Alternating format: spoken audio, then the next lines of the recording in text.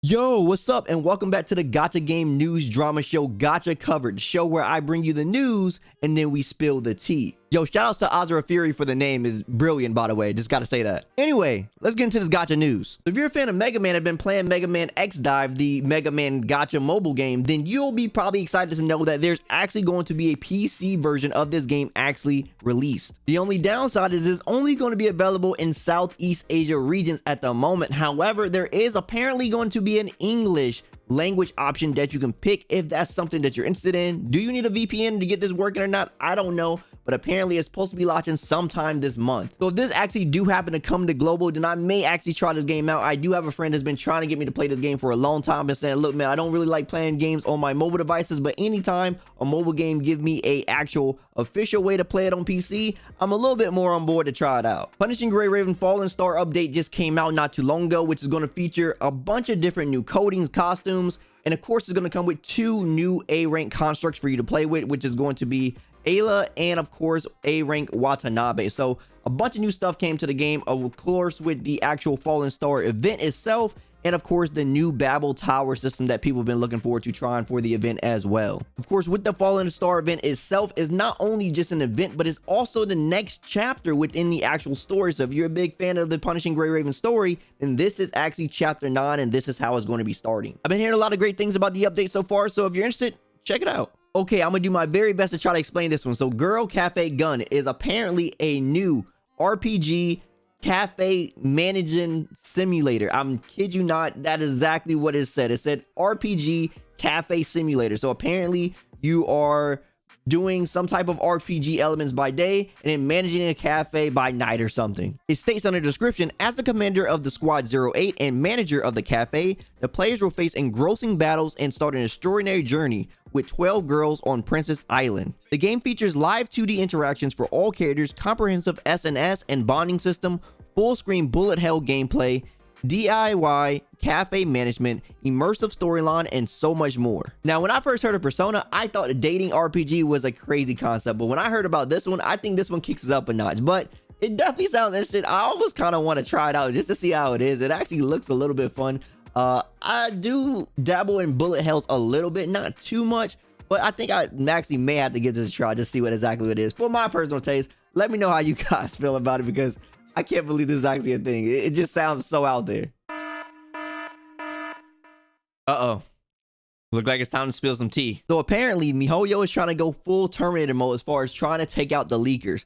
So apparently on Bilibili, apparently there's probably some of the leakers there and they want some information on them, but Bilibili apparently can't give them the information unless it's like issued by like court. So MiHoYo done the most drastic thing and is suing Bilibili to try to get the information apparently, which is, I think, is absolutely crazy that they actually went that far. They are really trying to find these people. So I would be shaking in my boots right now if I was one of these leakers and MiHoYo is going this far to try to stop me.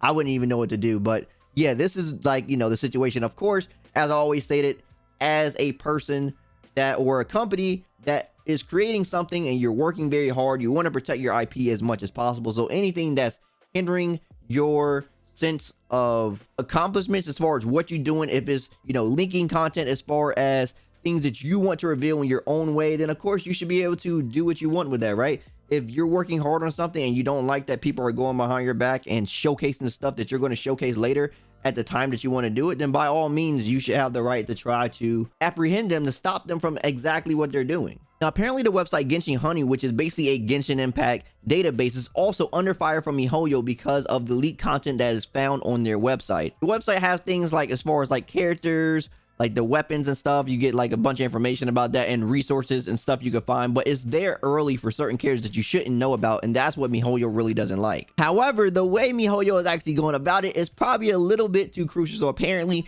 they have stated that MiHoYo has went behind their back and is trying to get the website taken down rather than coming to them actually themselves. Now I do feel for the people as far as, you know, they did work hard to make this website. So if there could be some type of like compromise, some type of like agreement that can be made, or like, okay, just take down the leak stuff. Don't ever put leak information as far as resources for characters, future characters. We don't want that information out. If they don't want that information out, then by all means, you know, they should be able to take that part down, but don't take down their whole website. They work very hard on this website. It's still a very good resource outside of just knowing future stuff. You could just, you know, use it to find out stuff on an easy basis. You know, as far as all the information that you want to know about the game, a lot of information, a lot of good information is there.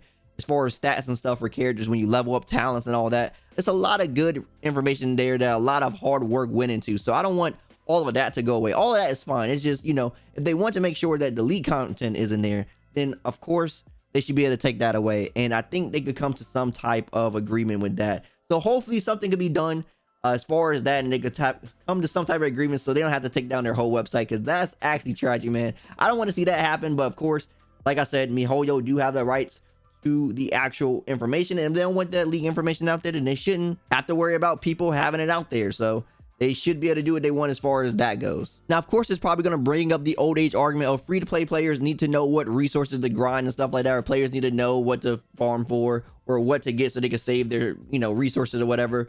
But there is a better way to do this, obviously, than just leaking. Of course, we have to do it the most civil way. As I always say, go through the company. We need to try to go through them. We need to ask them as a community collective to put the things in the game that we need, or just ask them to, like, you know, when they do the showcases for the character a week or two later, like, you know, a week or two before the actual thing goes live, before the patch goes live, then we can ask them, like, can we have the information so we can pre-farm the materials?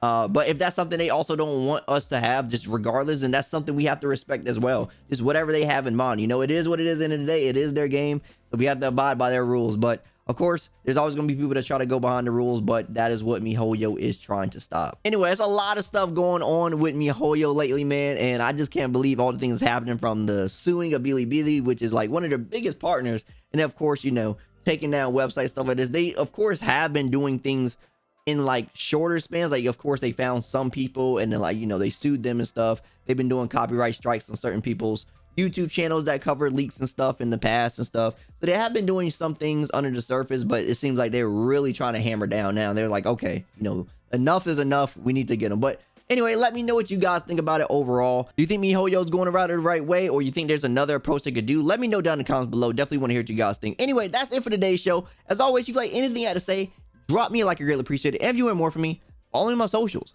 Also, don't forget to subscribe and turn on notifications so you know the next video goes live. As always, my name is Dyken, and I'll see you next time. Signing out.